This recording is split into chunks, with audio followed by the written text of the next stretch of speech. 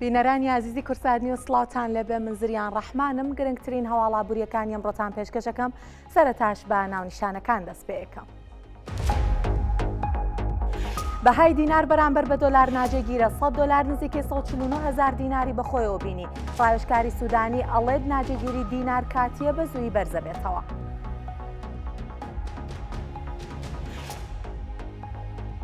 وتەبێژی وەزارەتی گواستنەوە گەیاندنی هەرێم ئەڵێت بڕیاری زیادکردنی باجی کارتی مۆبایل و ئینتەرنێت بە ڕێژەی لە 20 بۆ هەرێم نەهاتووە، نرخەکانیان وەک خۆیان دەمێنێتەوە.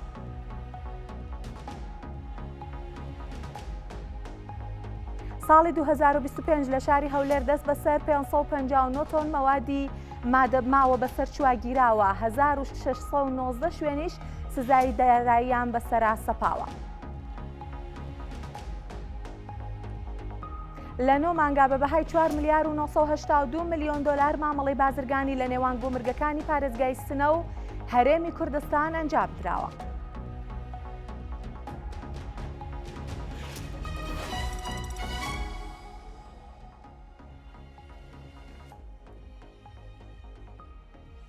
دووبارە سڵاوتان لەبێ بە هەواڵەکانی ئەمڕۆمان بە بەهای دراوەکان دەست پێ بکەین، لەبەرەوەی کە ئەمڕۆ ئەوەی گرنگ بوو ئەوەی هاوڵاتیان ڕەنگە شۆک بوو بێ بۆیان ئەو دابەزینی بەهای دینارە بوو بەرامبەر بە دۆلار بێگومانەوە بۆ هاوڵاتیان گرنگە معنایە بە ژیان و بە بژێوی و بە سفری هاوڵاتیانیشەوە. با بچینە لای بەهای دراوەکان و باسی گۆڕانکاریەکان بکەین. ئەمڕۆ بازاڕەکانی جیهانیش کراونەوە، باسی گۆڕانکاریەکان لە زێڕ و نەوتیشتان بۆ ئەکەم و هۆکاری گۆڕانکاریەکان. 100 دلار لە بازاڕەکانی هەرێمی کوردستان ئەمڕۆ بە 147,350 دینار مامەڵەی پێوەکراوەکو وتم دینار بەرامبەر بە دۆلار ناسەقامگیرە. ئەمڕۆکە دابەزینی زۆری بەخۆیەوە بینیوە، ڕەنگە هۆکار زۆر بن، هەندێک لە ئابووری ناسان، هەندێک لە شیکاران ئەڵێن ئەمە کاتیە ئەچێتەوە دۆخی ئاسای خۆی، هەندێکی ژەڵێن نەخێر ئەمە ڕیشەی لەو ینی ناسەقامگیری لەو خراپی دۆخی ئابووریە عێراقەیە کە ڕەنگە ئێستا ئاماژەکانی بەڕوونی دەرنەکەوت بێ، بەڵام پێشبینی ئەکەن بە تایبەتی لە ساڵی داهاتووە لەبەرەوەی کە پێشبینیەک لە نرخینەوە داببەزێت عێراق ڕوبەڕووی بێتەوە، ئەڵێن ئەمە یەکێکە لەو ئاماژانەوە لەبەر ئەوەیە کە دینار دابەزێ و پێشبینی ئەکەن کە نرخەکەی بەرز نەبێتەوە لانی کە مەگەر دابەزینی زیاتریش بەخۆ نەبینە هەرچەند پێشبینی بۆ دابەزینی زیاتریشەکەن، بەڵام وەکو وتم ڕابۆچوونەکان جیاوازن، هەندێک کەس ئەڵێ کاتی و هەندێک کەسیش ئەڵێ بە لە بەرچاوگرتنی و بارودۆخەکە عێراقەتی سروشتیە. هەڵبەتە ئەوترێت کە و بارودۆخی سیاسیە کە ئێستا لەسەر ئاستی جیهان و گۆڕانکاریانە کە ڕوئەیە ئەوەش ڕەنگە کاریگەری هەبوو بێتە تاوەکو ڕادەیەک. لە بازاڕەکانی هەرێمی کوردستان 100 پاوەند بە 192,000 دینار مامەڵەی پێوەکرا، 100 یۆرۆ بە 169,250 دینار بوو. سەبارەت بە تمەن 100 دلار بە 14 ملیۆن و 170,000 تمەن مامەڵەی پێوەکرا. تمەن دیسانەوە دابەزینی بەرچاوی بەرامبەر بە دۆلار داوای لێبوورنەکەم بەخۆیەوە بینیوە زۆر لەسەر تمەن قسەمان کردووە، زۆرمان لێوتووە هۆکارەکەی ئەو بارودۆخە ئابووری نالەبارەیە کە ئەو وڵاتە تێکەوتووە بێگومان ماوەیەکیشە کە مقۆمقۆ و هەڕەشەکان لەسەری زیاد بوون، جگەلەوەی کە ماوەیەکە لەوەتی ترامپ هاتوتۆ فشارەکان یەکجار زۆرن لەسەرە وڵاتە، بەڵام دیسانەوە هێشتا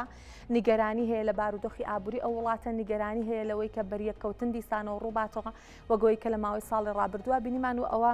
بەهای دراوە کە بەرەو ئەو ئاراستەیە ئەباکە ئەتوانین ببینین هەرچەندە ئەوترێت یەکێکی تر لە هۆکارەکان خراپی بەڕێوەبردنە لە وڵاتە و لەم دوایانەشە لە ماوەی هەفتەی ڕابردووە پارێزگاری بانکی ناوەندی لە وڵاتە دەستی لە کار کێشایەوە، هەرچەند زووتر دەستی لە کار کێشا بووە، بەڵام ماوەی هەفتەی ڕابردوو پشتڕاست کرایەوە کەسێکی تر بوو بەجێگرەوەی کە ئەم کەسەش خۆی پێشتر ئەزمموی هەبوو وەکو پارێزگاری بانکی ناوەندی ببزانێکین کە بارودۆخی دراوە ئابووری وڵاتە چی بەسەردێت. 1 ملیۆن لیرەی سووری لە بازاڕەکانی هەرێمی کوردستان بە 91,750 دینار مامەڵەی پێوەکراوە، هەروەها 100 لیرەی تورکیش بە 3,333 دینار بوو. با بچینە لای زێر بزاری گۆڕانکاریەکان لە زێر بە چ شێوەیە کە ئۆنسەیەک زێر ئەمڕۆ لە بازاڕەکانی جیهان ئەمڕۆ کە بازار کراوەتەوە نزیکەی 102 بەرز بە تۆر چندەویش هەندێک جوڵەی ورد و نەرم ئەکات، بەڵام بە هەر حاڵ ئۆنسەیە کە تا کاتی ئامادەکردنی ئەم هەواڵە بە 4408 دۆلار بوو. هۆکارەکەی ئەو گۆڕانکاریانەیە کە ینی هۆکاری بەرزبوونەوە چەند خۆی ماوەیەکە ینی زیاتر لە ساڵێکە لەسەر ئاراستەی بەرزبوونەوە، بەڵام گرنگترین هۆکاری کە لە ماوەی ئەمڕۆیە لە سەرەتای کرانەوەی بازاڕ هەتاوەکو ئێستا بۆتەوەی بەرزبوونەوەی زەر ئەو گۆڕانکاریانەیە کە لە ڤەنزوێلا ڕوویداوە ئەمانە ناسەقامگیری ژیۆپۆلەتیکین ناسەقامگیری ژیۆپۆلەتیکی و بەرهێنەران و بەرهێنەرە گەورەکان بەرەو ئاراستەیە ئەباتکە پەنا ببەنە بەر و بەرهێنانی ئەمن دارایی ئەمن کە لە زێر ئەمنتریان ڕەنگە دەست نەکەوێت و ئەو بەرزبوونەوەی خواستە بەهاکەی وەکوتم ئەمڕۆکە نزیکەی سەدا دوو بەرز کردوێتەوە کیلۆگرامێک زێر لە بازاڕەکانی جیهان بە 141761 دۆلارە یەک لیرەی زێر بە 934 دۆلارە زێڕی ئایارە 21یش لە هەرێمی کوردستان بە 923,000 دینار بوو بێگومان پێ بەپێی ئەوە لیرەش لە بازاڕەکانی هەرێم بەرز ئەبێتەوە یەک ئۆنسە زی و بە 75 دۆلار بوو زی و ماوەی ڕابردوو ئاستی پێوانەی تۆمار کرد جگەلەوەی کە ئێستا خواستی بۆ بەرهێنان لەسەر بەردەوام دڵنیاییەکەیە دەربارەی سی و لە بەرەوەی کە بەکارهێنانی بۆ پیشەسازی زۆر لە پەرەسەندنایە و ئەوترێت کە بەهۆی ئەو بەکارهێنانەوە لە بەرەوەی کە بەرهەمهێنانیشی سنووردارەوە خواستیش بەردەوام لەسەری بەرز ئەبێتەوە بەردەوام نرخەکەی لە بەرزبوونەوەی ئابێت 1 کیلۆگرام زیویش لە بازاڕەکانی جیهان بە 2412 دۆلار بوون با بچینە لای نەوت بزانین گۆڕانکاریەکان لە بازاڕی جیهانی نەوت تا بەت شێوەیەک بوون ئەمڕۆ یەک بەرمیل نەوتی خای برنت بە 61 دۆلار و 15 سنت مامەڵی پێوەکرا بە پێچوانەی ئەوەی کە هەندێک کەس باسییان لێوا کرد کە دوای ڕووداوەکانی ڤەنزوێلا لە بەرەوەی زانین کە یەدێک گەورەترین یەدەگینەوتە لەسەر ئاستی جیهان چاوەڕوانیەوەیانە کرد کە نەوت جەمپێکی باش بکات یان شۆکێک بدرێت بە بازاڕەکە بەڵام وانە بوو چەند هۆکاری زۆر گرنگیشی هەیە ئەمە لە بەرەوەی کە یەکەمیان هەناردەی ڤەنزوێلا سنووردار بوو لە نێوان 900,000 بۆ 1 ملیۆن بەرمیلی ڕۆژانە بوو کە ئەمە بۆشایەکی ئەوەندە گەورە نیە کە وڵاتانی ترکە بەرهەمهێنەری نەوت و هەناردەکاری نەوتن نەتوانن قەرەبووی بکەنەوە لە ئەگەری ڕاگررتنی شیلانی کەم بۆ کورتمەودا و درێژمەوداش و بابەتێکی ترکە ڕێگر بووە لەو شۆکە بە بازاڕی نەوتەوەیە کە هەر زوو ترامپ ڕایگەیاندوتی کۆمپانیا ئەمریکیەکان لە ڤەنزوێلا دەست بەکارە بن ژێرخانەکانی چاک ئەکەنەوە وتی دەست دەکەین بە بەرهەمهێنان و دەستخستنی داهات لە وڵاتە واگەر وا بێ ئەبێ ئاراستەی نەوت بەرەودا بەزین بێ لە بەرەوەی کە مادام ئەمریکا کاری لێ بکات و کۆمپانیاکان ژێرخانەکان نۆژەم بکەنەوە ڕەنگە هەناردەینەوتی ڤەنزوێلا لەو ئاستەی کە پێش ئێستا بوو زیاتریش بەرز بێتەوە دیسان ئەو زیادەی خستنەڕوە کە پێشبینی بۆ کرێ قوڵتری بکاتەوە نرخی نەوت داببەزێنێت بە هەر حاڵەمە نرخی ئەمڕۆی نەوتی خای برنتە نەوتی تەکساس بە 57 دلار و 84 سنت بوو غازی سروشتیش لە بازاڕەکانی جیهان بە 3 دلار و 45 سنت بوو ئەمە کۆتا زانیاریمان بوو دەربارەی بەهای دراوەکان هەروەها نرخی کانزا گرام بەهاکان. بەڵام دەربارەی هەر بەهای دراوەکان و بە تایبەتی دینار هەتا دێت بەهای دینار بەرامبەر بە دۆلار ڕووی لە دابەزینە کاسبکارانی بازاڕی دراویش ئەڵێن یەکەمەوەی کە بانکی ناوەندی ماوەیە کە وەکو پێشووتر بە شێوەی ڕوتین ڕۆژانە دۆلار ناخاتە بازاڕەوە ئەوە خواستی زۆر لەسەر دۆلاریش لە بازاڕەکانە هەیە و هەروەها ناسەقامگیری سیاسی ناوچەکەش ئەڵێن کە هۆکارێکی تری بەرزبوونەوەی دۆلارە و تەبێژی بازاڕی دۆلارەکەی سلێمانیش ئەڵێت ئەم بەرزبوونەوەیە مەترسی لەسەر گرانبوونی کاڵاوشمەک زیاد ناکات لە بەرەوەی کۆمپانیا گەورەکان کە بازرگانی ئەکەن دۆلاریان بە نرخی بانکی ناوەندی پێدرێت.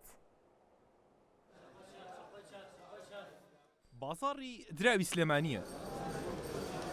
دەستپێکی ڕۆژێکی نوێی کاسبکارانی بازاڕەکە لەگەڵ کۆتایی ڕۆژی ڕابردوو زۆر جیاوازە. داخستنی دوکانیان لە کاتێکدا بوو 100 دلار بەرامبەر بوو بە 148,850 دینار. بەڵام هەر لەگەڵکردنەوەی بازار زیاد لە 1000 دینار چووە سەر نرخی هەر 100 دلارێک. ئێستا سعادەی پێشنیوەڕۆی و بازار کشوماتە و مامەڵەکردن بە دۆلار بە بەراورد بە چەند ڕۆژی ڕابردوو لە ئاستێکی لاوازدایە. هەمووان چاوەڕوانی هاتنی سعاد یانزن بۆ ئەوەی بزانن کە ئایا بانکی ناوەندی عێراق دۆلار دەخاتە بازاڕەکانەوە یاخود نا کە ئەمە شتاکە هیوایە بۆ ئەوەی بەهای دیناری عێراقی بەرامبەر بە دۆلار بەرز بکاتەوە یاخود جێگیری بکات. ئەرزم کردی ئەڵێم ئەو پارەی کە ڕۆژانە لە بەغا ئەمە دەعمە بۆیە ئەمەی لە بازارە بەرز نبێتەوە دۆلار ئەوە دەعمە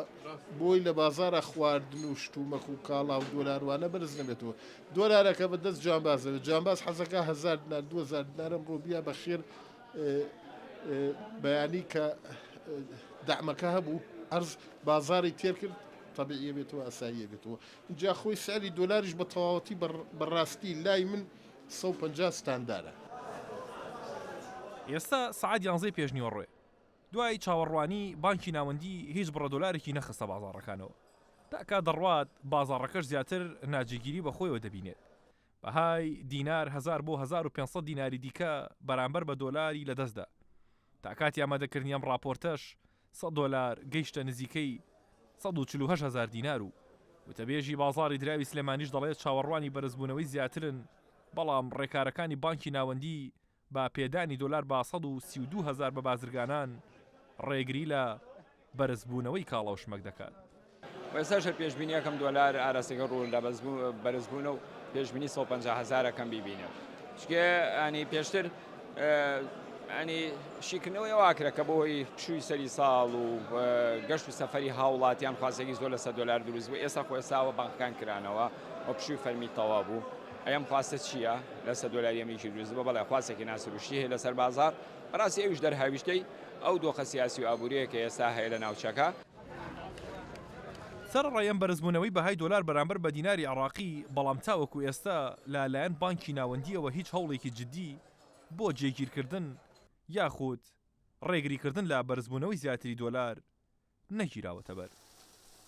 وا وردە وردە کاریگەری هەموو ئەو ئەگەرانی کە لە پێشووتردا باسی لێوە دەکران کە بەهای دۆلاریان بەرامبەر بە دینار بەرز دەکردەوە بەرەو کۆتایی دەڕۆن و بەڵام ئەوەی جێگەی سەرنج ئەوەیە بەهای دۆلار بەرامبەر بە دینار بەردەوام لە بەرزبوونەوەدایە و چاوەکانیش ئێستا لەسەرەوەن کە عێراق چ ڕێکارێک دەگرێتە بەر لە داهاتوودا بۆ پاراستنی بەهای دراوەکەی بەرامبەر بە دۆلار. ئەمیر محەممەد کورساد نیوز سلێمانی. هەر دەربارەی ناجێگیری بەهای دینار بەرامبەر بە دۆلار پەیامنەرمان شیروان خدریش هەندێک زانیاری بۆ کۆکردوینەوە هەندێک لە هاوڵاتیانی دواندووە بابینەری ئەویش بین. بله سلاف نکام لە بازار پارە گۆڕین الپارێزگاها دووکێ وەکو دیار ئەڤروکە بەهای دۆلاری بەرامبەر دیناری بەرزیەکە بەرچاو خوڤەدیتیە پرێژەیەکە باش بلند بووە داکۆ بزانین کانێ بەهای دۆلاری بچەندەیە هەروسا ئەگەری گرانبوونەوەی چەند چییە دگەل من دا ڕەمەزان سلێوانەی بەرپرسێ سندیکا پارە گۆڕە الپارێزگاها دووکێ ممستانوکە دۆلار بەرامبەر دیناری بچەندەیە دولار نابينا في دقيقة نابينا 147 حتى 48 شوبي حتى 49 بوري بي في قافي بروها تخواري مش اگر بلندبون و نزمبون اوی چیت طیبت واندروجان اگر سرکی دلار او تقریبا پشتی بین ودانا سری ساله او نزکی 10 روزکا ایداعنین البنقا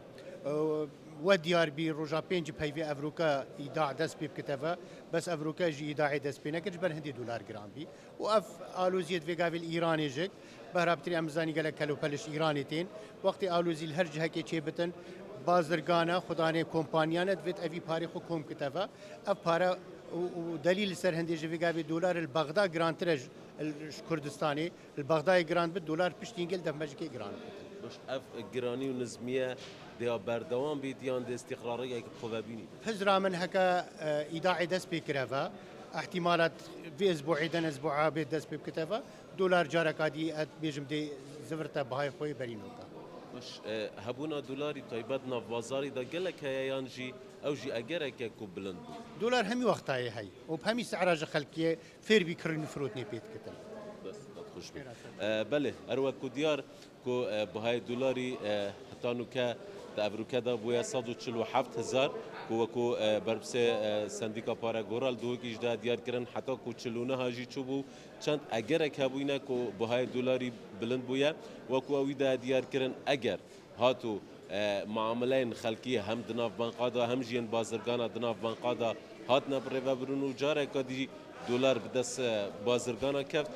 دیتا پیش بینی کرن جاره کدی دلار بهتا وکود بیجیدن نرخ خویه بریفا بێگومانەوەی بینیمان پەیامنێرمان هەوار عەلی بۆی ئامادە کرد بین دەستخۆش. بەڵام فەرمانگەی میدیا و زانیاری هەرێم ئەڵێت عێراق تەنها 141 شایستەداراییەکانی هەرێمی کوردستانی خەرج کردووە بێگومان باسی 3 ساڵەکە 2023 24 و 25 ئەڵێ هیچ بڕەپارەیەک بۆ پرۆژەکانی وەبەرهێنان نەنێردراوە. حکوومەتی هەرێم راپۆرتێکی لەبارەی دۆسیەی دارایی و نەوت لە نێوان هەولێر و بەغا بڵاو کردوێتەوە بە پێی راپۆرتەکە بەهۆی ئەو گەمارۆی حکوومەتی فیدراڵ خستوێتیە سەر هەرێم لە ڕووی وەبەرهێنانەوە. حکوومەتی هەرێم ڕوبەڕووی کەلێنی گەورەی دارایی بووەتەوە ئەشڵێت لە کۆی 165 تریلیۆن دینار خەرجی و بەرهێنان کە لە بودجەی 3 ساڵیدا تەرخان کرابوو هیچ بڕەپارەیەک بۆ هەرێمی کوردستان نەنێردراوە.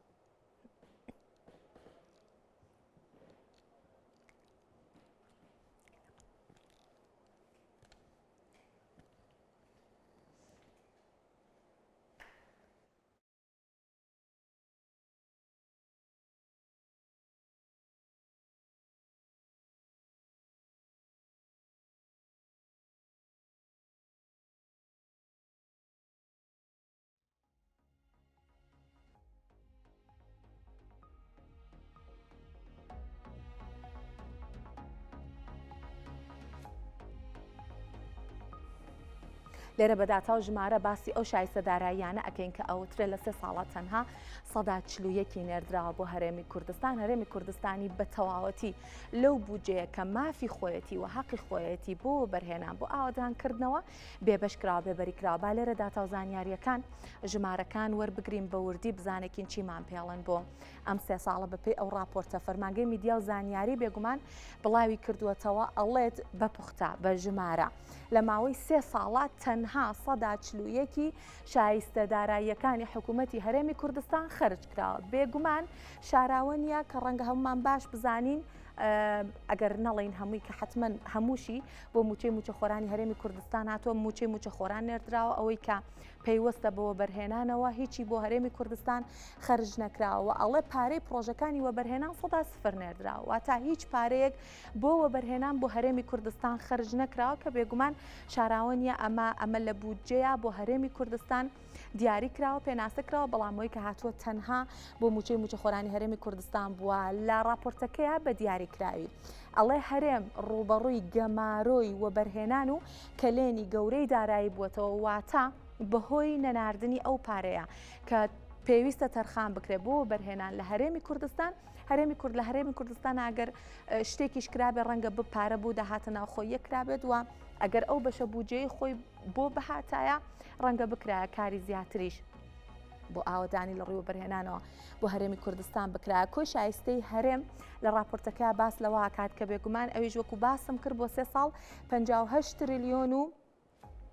300 ملیار دینار بوو ینی زیاتر لەم بڕە بووە بەڵام لەو بڕا تەنها 24.3 تریلیۆن دیناری بۆ هەرێمی کوردستان خەرج کراوە. وەکو وتمەوەی کە هاتووە بۆ هەرێمی کوردستان پارەی موچەی موچەخۆرانی هەرێمی کوردستان بۆ بەشێکی زۆری ئەو پارەیە کە لە بودجە بۆ هەرێمی کوردستان دیاری کراوە دەستنیشان کراوە نەناردراوە. با بزانێکی نەگەر زانیاری ترمان هەبێ هەر لەم بارەیەوە بەڵێ لە داتاکانە لە ژمارەکانە باس لەوە ئاکات دەڵێ ڕاگررتنی نەوتی هەرێمی کوردستان 25 ملیار دۆلار زیانی بە ئابووری عێراق گەیاندووە هەموو عێراق بێگومان حتمما بە کۆمپانیاکانیشەوە. بەڵام ئەڵێ لە کۆتایەکانی ساڵی 2025 هەرێمی کوردستان بۆ نیازپاکیانی وەک نیازپاکی 19.5 میلیۆن بەرمیل نەوتی هەرێمی لە ڕێگەی سۆمەوە فرۆشتووە. بێگومانم ڕێکەوتنانە ئەو کات کە کراوتیان ڕێکەوتنێکی کاتیە ڕەنگە ڕێگە خۆشکەر بێ بۆ ڕێکەوتنێکی دایمی هەتاکو مانگی سێ ئەم ساڵش درێژ کراوەوە هەناردەی نەوتە. بەڵام بەپێی داتاکان ئەڵێ گەرچی 25 ملیار دلار زیانی هەبووەکو نیازپاکی 19.5 میلیۆن بەرمیل نەوت لە ڕێگەی سۆمەوە فرۆشرا. حکوومەتی فیدراڵی بە پێی راپۆرتەکە لە ساڵی 2023 هەتا 2025 لەو 3 ساڵەیە موچەی 12 مانگی بۆ هەرێم نەناردووە واتە خەرج نەکردنی موچەی 12 مانگ و وەرنەگرتنی موچەی 12 مانگ لەلایەن موچەخۆرانی هەرێمی کوردستانەوە خراوەتە ئەستۆی بەغاوە خراوەتە ئەستۆی حکوومەتی فیدراڵی. حکوومەتی هەرێم لە راپۆرتەکەی ئەڵێت لە 2025 دیسانەوە وەکو نیازپاکی 919 میلیار دینار داهاتی نانەوتی ڕادەستی بەغا کردووە کە بێگومانەمانە هەمووی بۆ ڕێکەوتن و بۆ ناردنی موچەی موچەخۆرانی هەرێمی کوردستان بووە. ئەمە کۆتا زانیاریمان بوو دەربارەی ئەم بابەتە. بەڵام شارەزایەکی بواری ئابووری ئەڵێت عێراق دووچاری قەیرانێکی نائاسایی ئەبێتەوە بۆهۆی دابەزینی نرخی نەوت لە جیهانا بێگومان. پسپۆڕێکی ئابووری نەوتیش ئەڵێ نەوت لە 98 هەناردەی عێراق پێگەهێنێت. ئەژڵێت دوور نییە عێراق لەم ساڵە ڕوبەڕووی قەیرانی بودجە بێتەوە بەهۆی دابەزینی نرخی نەوت کە سەرچاوی سەرەکی داهاتی وڵاتەکەیە. دابەزی نرخی نەوت بە شێوەیەکی ناسروشتی لە جیهان کاریگەری نەرێنی لەسەر داهاتی گشتی عێراق دروست دەکات. پسپۆڕێکی بواری نەوت دەڵێت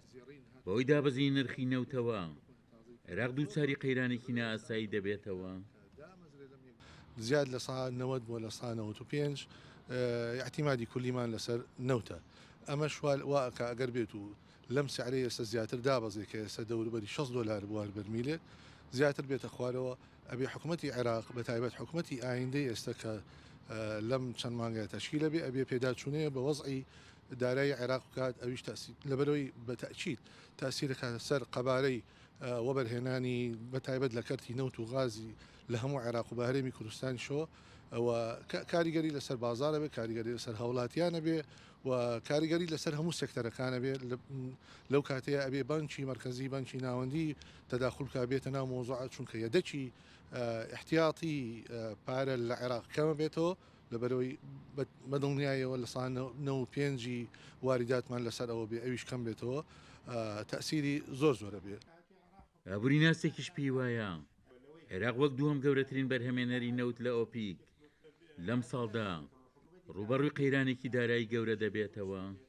بە بێگومان ساڵی 26 عێراق میزانی نابێت و احتیمال دەکاتە سەر میزانی قانونی داریمالی لە عێراقدا کە یەک لەسەر 12 ساڵی ڕابردووی 25 دەبێتن بۆیە ئەم کێشانە بەڕاستی کێشی گەورە دەبێت بۆیە حکوومەتی عێراقی لە تشکیلبوونی داهاتوودا دەبێ بیر لەوە بکاتەوە کە حکوومەتێکی تەکنۆکراتی ڕوو لە چاکردنی اقتصاد بێت کە ئەوەندە زیاتر احتیمال دەکاتە سەر لە 95 داهاتی عێراق و میزانیە بەهۆی نرخی نەوتەوە بێت وانزان نرخی نەوت خواست و خستنە ڕووی جیهانیە عێراق ناتوانێت تهدید نرخ بکات ئەو داهاتەی کە عێراق بە گرانیەشی زۆر گەورە بەسەریەتی بەهۆی ئەوەی کەوا موچە خوڕانی عێراق نزیکی 8 تریلیۆنە بانگانش ئێستاش خۆشی عێراق بۆ دەستکەوتنی ئەو بڕە پارەی دەستی دەکەوێت بانگانە بەهۆی فرۆشتنی دۆلارەوە دەبێت کە ئێستاش هەمووان دەزانی لە عێراقدا ڕکودێکی زۆر اقتصادی لەناو بازاردا هەیە. وەک شارزانی بواری نەوت دەڵێن کە دابەزی نرخی نەوت لەم ئاستەشدا بمێنێتەوە بەشێک لە بودجێ عێراق جێبەجێ ناکرێت ئەمەش مەترسیەوەی لێ دەکرێت پارەدانان بۆ پرۆژەکانی ژێرخانی ئابووری لە عێراق ڕابگیرێن یاخود ڕوبەڕووی دواکەوتن ببنەوە. دابەزی نرخی نەوت بە شێوەیەکی نائاسایی کاریگەری نەرێنی لەسەر داهاتی گشتی دەوڵەت دەبێت بەلە بەرچاوگرتنیەوەی ئابووری عێراق پشت بە هەناردەکردنی نەوتەکەی دەبەستێت وەک سەرچاوی سەرەکی دارایی وڵاتەکە. عومەر غەریب، کورسات نیوز، کەرکووک. بێگومان ئەمەوێ قسەی زیاتر بکەین دەربارەی بابەتی نەوت دابەزینی نرخی نەوت کە ئەوترێت ڕەنگە عێراق ڕوبەڕووی قەیران بکاتەوە بۆ مەبەستەش ئیماد تاڵەبانی پسپۆڕی نەوت لە کەرکووکەوە لەگەڵمان ئامادەی کاک ئیماد سڵاو لێبێ زۆر بەخێر هاتی بۆ ئابووری. پێمان بڵێ کە هۆکارەکانی چین کە پێشبینی ئەکرێ هەموو پێشبینیەکان بۆەوەن کە لە ماوەی ساڵی 2026 نرخی نەوت لە بازاری جیهانی داببەزێت.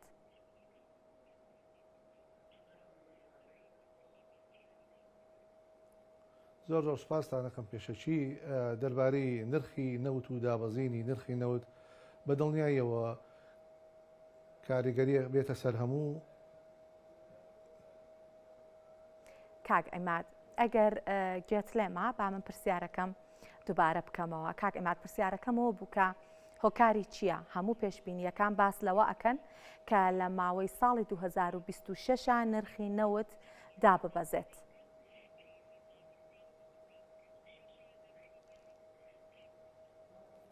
بەڵێ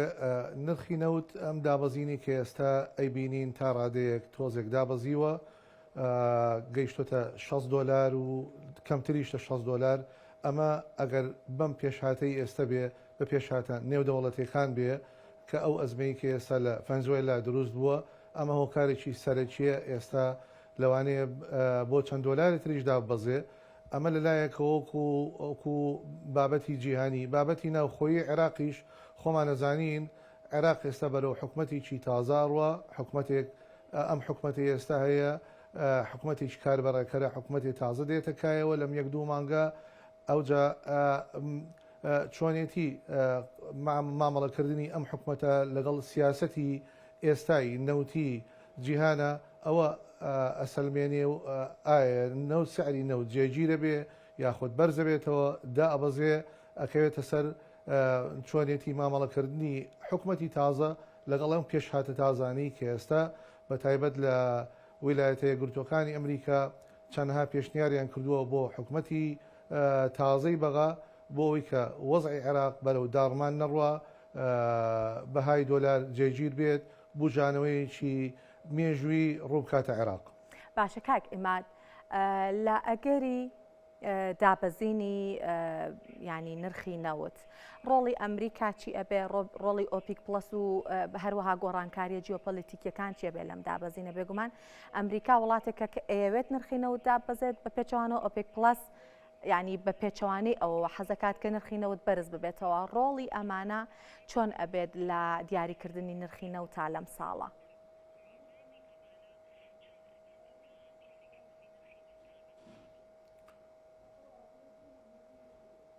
سیاسەتی نەوتی منەزەمەی ئۆپێک کە دیارریەکە بۆ خستنە بازاری نەوت ڕۆژانەیە ئێمە هەمومان نەزانین ئۆپێک لە 12 دەوڵەت پێک هاتووە هەر دەوڵەتێ بۆی دیاری کراوە ڕۆژانە چەند بەرمیل نەوت ئینتاجەکە و چەند بەرمیل نەوت ئەخاتە بازارەکانی جیهانەوە بۆ نمونە عێراق 4.2 ملیۆن بۆی هەیە بخاتە بازارەکانی جیهانەوە ئەگەر بێت و پێشهاتەکان نەرێنی بن لە عێراق ئەوە هەناردەکردنی نەوتی عێراق کەمەکات ئەوە مەجبور سیاسەتی نەوتی جیهانی ئەگۆڕێ بەرەو وڵاتەکانی تر ئینتاجی خۆیان زیاد بکەن بەپی ئەو نسبەی کە لە عێراق کەمە بێتەوە. تامان ئەمە هەر نەک بۆ عێراق وایە بۆ هەموو دەوڵەتێک وایە کە ئەچێتە ئەزمەیەکەوە بۆ نمونە بۆ مانجێ بۆ ڕۆژێ بۆ هەفتەیەک بۆ ماوەیەکی دیاری کراو نەوت هەناردە ناکرێ ئەو ئەرکە ئەکەوێتە سەرشانی وڵاتەکانی تر بۆی کە ئینتاجیان زیاد بکات بۆی کە تەسیر لە بازاری نەوتی جیهانی نەکات. باشە کاک ئەماد منەمەوێ سیناریۆیەکی زۆر خراپ بخەمەڕوو باوای دانین لەم ساڵا نرخی نەوت بگاتە 55 دلار هەرەوەی کە فەرمانگەی وزەی ئەمریکا پێشبینی بۆ کردوواڵێ پێشبینی ئەکا لە ماوەی ساڵی 2026 نەوت 55 دلار بەخۆی ببینە بۆ هەر بەرمیلێک. کاریگەریەکانی لەسەر عێراق چی ئەبێت؟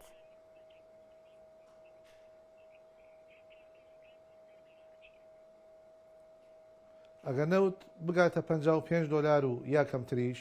ئەوە بە دڵنیاییەوە عێراق کەوێتە ژێر کاریگەریکی زۆر خراپەوە. یەکەم هەنگاو ئەوەیە کە عێراق مەجبورە بێ پەنا بۆ خەزینی نەقدی خۆی کەواتە بانکی مرکزیە بێ تەداخل بکات و لە ڕەسیدی خۆیان سەحب بکەن بۆی ئەو کورتهێنانە کەم بکەنەوە چونکە ئێمە هەمومان نەزانین عێراق دەوڵەتێکە لە 1995 واریداتی میزانی هەمووی لەسەر نەوتە لەبەرەوە بە شێوەیەکی سەرەکی عێراق زۆر زەرمەند دەبێت و ئەکەوێتە هەموو ئەرکەوێتە سەر ئەو حکومەتە چۆنی ڕوبەڕووی ئەو ئەزمەیە بێتەوە. یەکێ لەوانە کە ئیتر بۆ ماوەیەکی کاتی لەوانەیە بۆ چەند مانجێ بێت هەتا لەو قەیرانە دەرەچێت هەرچی پرۆژەی وەبەرهێنان هەیە هەمووی ئەوەستێت ئەو پرۆژانی کە ئێستا لە کارن هەمووی لەوانەیە بەنسبەیە لە نسبەکان مالیان کەم بێتەوە تەمویلیان کەم بێت بە هەموو شێوەیەک تەسیرەکاتە سەر بازار هەموو شێوەیەک تەسیرەکاتە سەر هاوڵاتی بۆ نمونە لەوانەیە موچە خۆران لە 30 ڕۆژە زیاتر دوا بکەوێت بێتە 40 ڕۆژ بێتە 45 ڕۆژ ئەوە کەوێتە سەر ئەو سعری نەوتی کە ئەو ڕۆژە پێگا و ئەکەوێتە سەر ئەو ئامادەکاریانی کە حکومەتی داهاتووی بە عێراق چۆن ڕوبەڕووی ئەو ئەزمەیە بێتەوە. بەڕاستیە بێ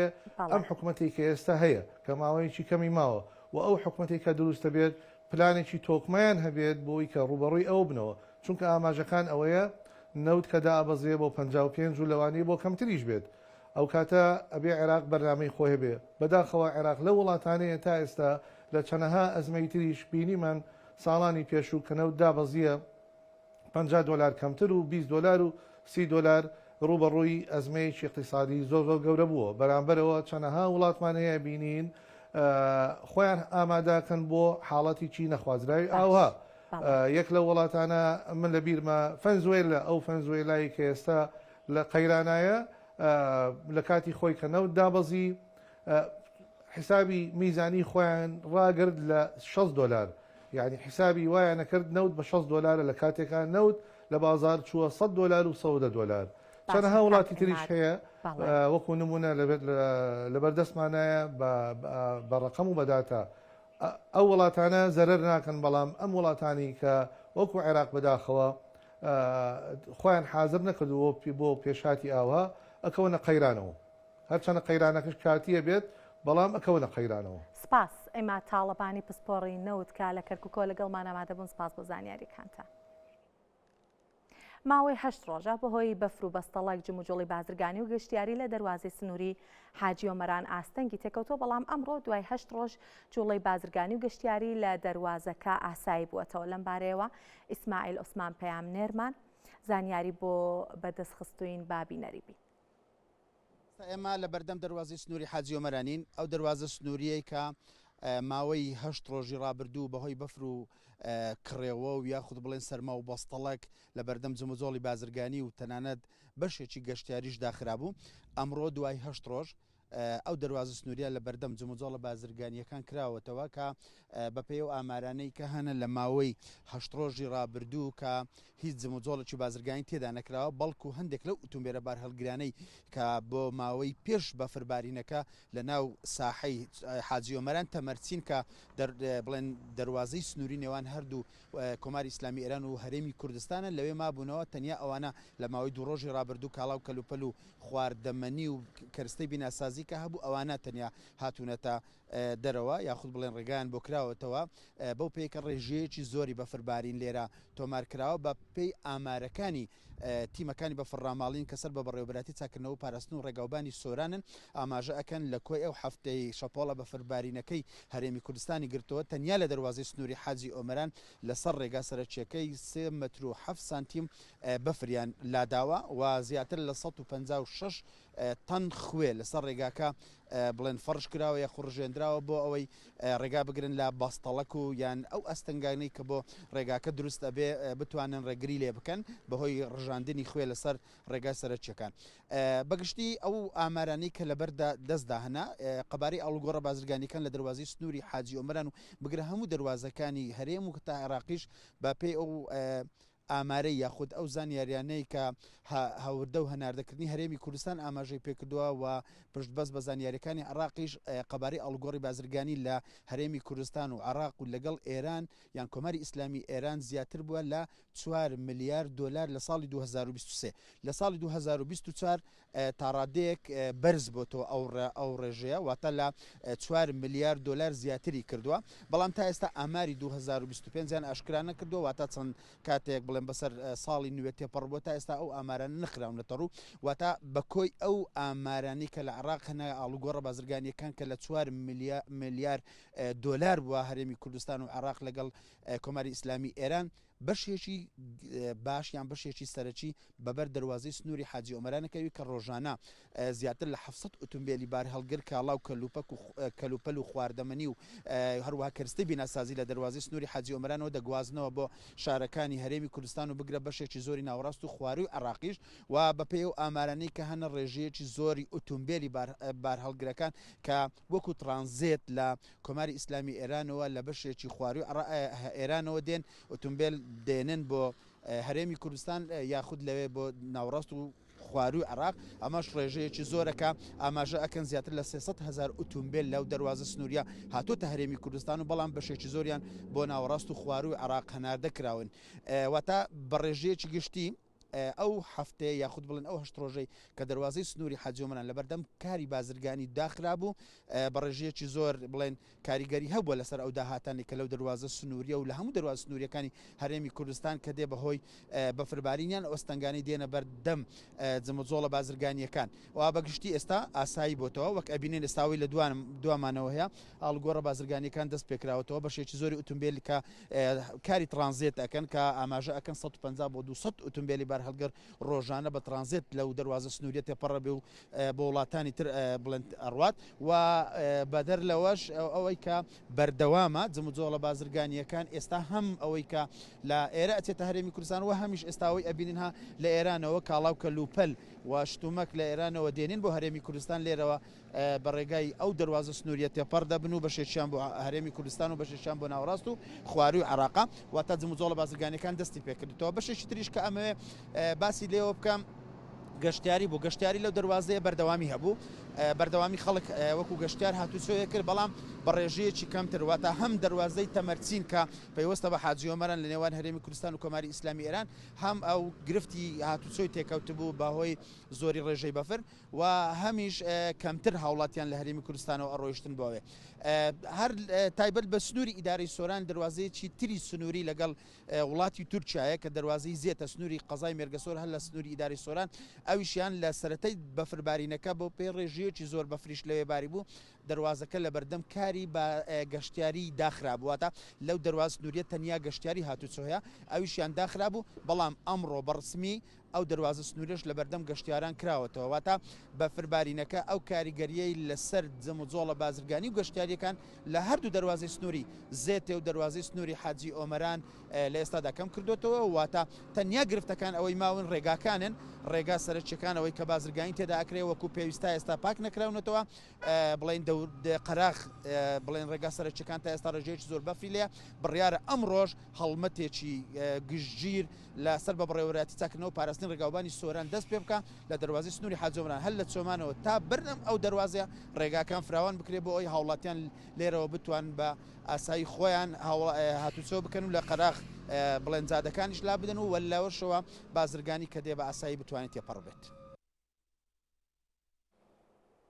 لە نۆمانگی سەرەتای ئەم ساڵە بێگومان باسی ساڵی هەتاوی ئێرانەکەم کە ئێستا مانگی دێمە بە بەهای 4 ملیار و 982 میلیۆن دلار مامەڵی بازرگانی لا گومرگەکانی پارێزگای سنەوە ئەنجام درراوە. فەرامەرز ئومێدی چاودێری گومرگەکانی پارێزگای سنە ئەڵێت مامەڵی بازرگانی پێکاتووە لە هەناردا هاوردە و ترانزێت وتیشی نزیکەی 3 ملیۆن و 473 هزار تۆن کاڵا بە بەهای 4 ملیار و 982 میلیۆن دلار لە نۆمانگی سەرەتای ئەم ساڵە لە مەرزە ڕسمیەکانی پارێزگاکەوە ئاڵوگۆڕیان پێکراوە. مامەڵەکان لە ڕووی بەهاوە بەراورد بە ساڵی ڕابردوو بە ڕێژەی لە سەدا 3 بەرز بوونەوە. لەو قەبارەیە 1 ملیۆن و 151 تۆن بە بەهای زیاتر لە 580 میلیۆن دلار هەنار دەکراوە، نزیکەی 184 هزار تۆنیش بە بەهای زیاتر لە 592 میلیۆن دلار هاور دەکراوە کە لە ڕووی کێشەوە سەدا 346 و لە ڕووی بەهاشەوە بە ڕێژەی لە سەدا 68 بەرزبوونەوەی بخۆیەوە بینیوە.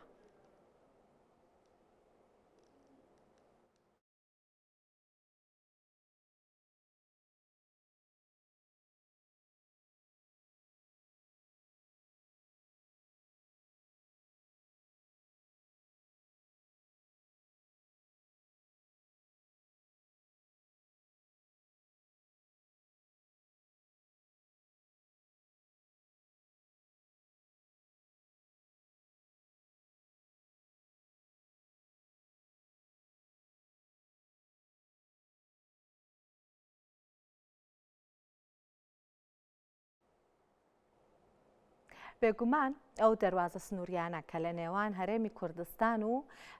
پارێزگاکانی ڕۆژهەڵاتی کوردستان هەیە بۆ نمونە پارێزگای سنا، پارێزگای ورمێ ئاڵوگۆڕێکی بازرگانی زۆری لێواکرێت و بووە بە سەرچاوی بژێوی بۆ زۆرێک لە هاوڵاتیان لە هەردوو دیوی سنوور بە تایبەتی و هاوڵاتیانە کە لە گوندەکانی سەر سنوورن. جا چەندین دەواازەی سنووریمان هەیە کە یەکێک لەوانە کە دەواازەیەکی زۆر کۆنیش نییە، هەڵبەتە دەواازەی سەیرانبەنە ماوەیەکە لە ڕووی بازرگانی و لە ڕووی گەشتیاریشەوە گرنگیەکی زۆری هەیە و گرنگیەکی زۆری پێ ئەدرێ و ئەوترێت کە بووەتە سەرچاوی بژێوی بۆ زۆرێک لە هاوڵاتیان کوتم لە هەردوو دیوی سنوور. جا ئەمێ بۆ ئەم بابەتە من زیاتر قسە لەسەر ئەم بابەتە بکەم لەگەڵ سۆران ئەمینی بازرگان لە شاریبانەی ڕۆژهەڵاتی کوردستانەوە لەگەڵمانە. کاک سۆران سڵاوت لێبێ، باسێکی گرنگی مەرزی سەیرانبەنمان بۆ کە دەربارەی مەرزەکانی تر زۆرمان بیستۆ بەڵام سەیرانبەن و کوتم زۆر کۆن نییە، تۆ باسێکی گرنگیەکەیمان بۆ کە پێمان بڵێ کە سەیرانبەن لە ڕووی بازرگانی و گەشتیاریەوە چ گرنگیەکی هەیە چ بۆ ڕۆژهەڵاتی کوردستان و چ بۆ هەرێمی کوردستانیش؟ فەرموو کاک سۆران. سڵاو وەختان بەخێر لە کارمەندانی بەڕێزی کورد لە بینەرانی بەڕێز. گرنگی مەرزی سێرامە لە خاڵێکە لە بواری نزیکبوون بۆ هەرێم هەم بەشی ئێرانی هەم بەشی عێراقی لە بواری بارە لە بواری بازرگانیە. دووش لە بواری مسافرە لەخوای گەورە بەزیابێ بۆ بۆنەی نزیکبوونی بەشی ئێران لەگەڵ خاڵی سنووری هەرێمە ئەوەش خۆی یەکێک لە هەلەگرینەکانە لە بواری جوغرافیەوە. لە بواری شمالی ئێرانەوە کە مەرزی سەیرامەن یەکێ لە خاڵە گەورەکانە کە لە هەموو لە حاڵێکەوە نزیکترە بۆ مەسەلە شارایەکی وەکو تەورێز تاران لەخوای گەورە بەزیابێت ئەو یەکێ لە گرنگە خاڵەکانیەتی لە بواری مسافریەوە و لە بواری پێڵی بازرگانی و تجاریەوە. باشە کاک سۆران پێمان بڵێ با باسێکی لایەنە بازرگانیەکەی بکەین لە سەیران بنەوە زیاتر چ جۆرە کاڵایەک چ جۆرە بەرهەمێک بازرگانی پێواکرێت چی ئەنێردرێ بۆ هەرێمی کوردستان لە هەرێمی کوردستانەوە چیە ڕوا پێم وایە کە ڕۆڵی ترانزێتیشی هەیە ئەگەر هەڵە نەبم جەناب دەمەمان بۆ ڕاست بکەرەوە. بەڵێ خۆمان لە مەرزی سێرامەن خاڵی سنووری سێرامەن نایشەکەین وەڵای زۆرە لە کاڵەکانی کەلێ وێڕوە سەودەوات و میوە و دواوە سفرەی سەفەری و مەساڵحی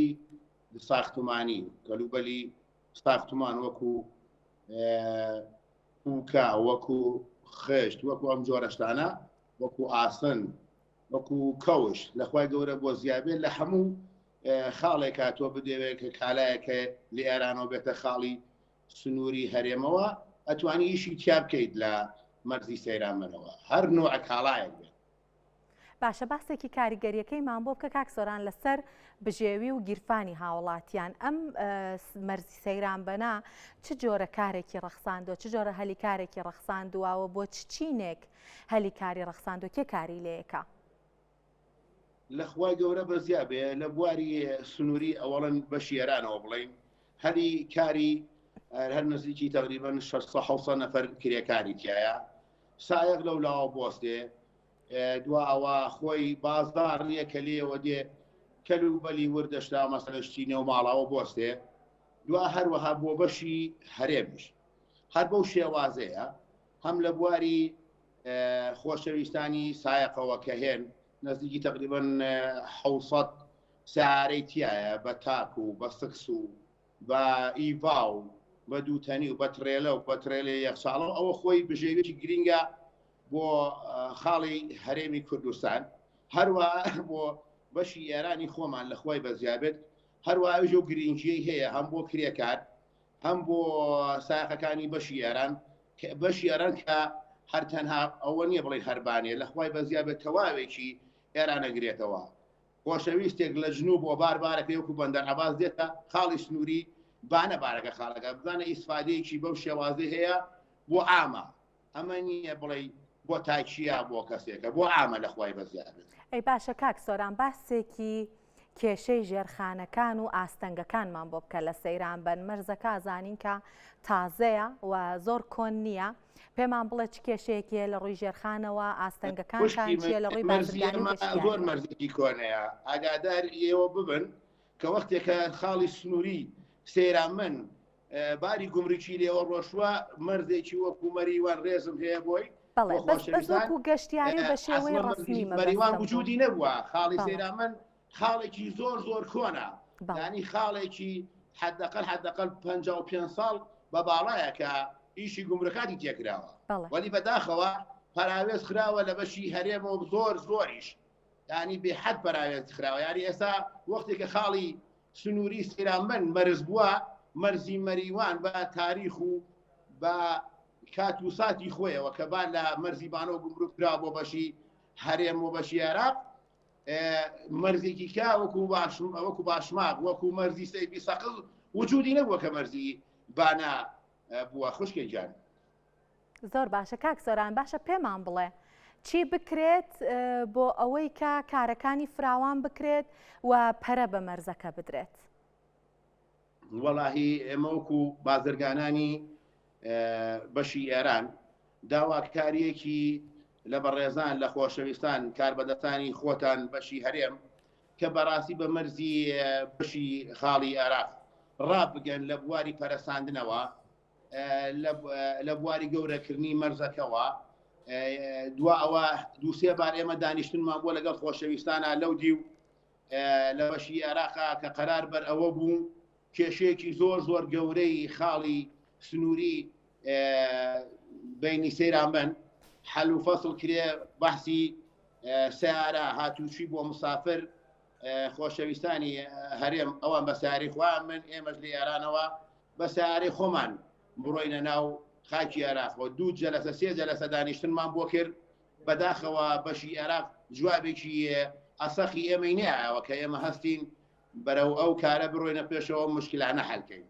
یعنی مشکلاتێک هەیە بەڕاستی من ئەیتر نازانم بۆچی مەرزی سەیران من پەراوێز خرا پەراوێز خستنەکەشی دەیلی چیە الله عالم. یعنی وەختێکە مەرزی سەیران من وجودی بووە لە حزابی گومروکیەوە لە لەحازی کاریەوە لەخوای بەزیابیاری سنووری ئێمە سنووری بەشی ئێران نزیکی تقریبان گەر لە حسابی هەکتارە حسابی کردەوە ئێوە پێڵەن دۆنم لەوە حسابی بکەین ئێمە عەرزەیەکی زۆر زۆر گەورە ئێوەگەر ئێوە مەسەلەن لای ئێوە بەرەو پێش بشێت لای ئێمە زۆر بەباشی بە زیاتر بەرەو پێش درەچێت چۆن خاڵی لای ئێمە لە بواری عەرزەوە لە بواری زەمینەوە ئەوەی هەیە کە ئێمە بتوانین کە بەرەو پێشی بەرین لەخواش بەزیا بێت کەمەکەمە هاتوین بەرەو پێش کە بمانەوەی خۆشەویستانی خۆشمان هەر بەرەو پێشتر و بەرەو چاکسازی باشتر بڕۆینە پێشەوە. سپاس سۆران ئەمینی بازرگان کە لە شاری بانەی ڕۆژهەڵاتی کوردستانەوە لەگەڵمان بوون. سپاس بۆ ئامادەبوونتان. بەم گفتوگۆیە کۆتایی بە هەواڵابووریەکانی ئەمڕۆ هێنم زۆر سپاس کە بینەرمان بوون و ماڵاوە.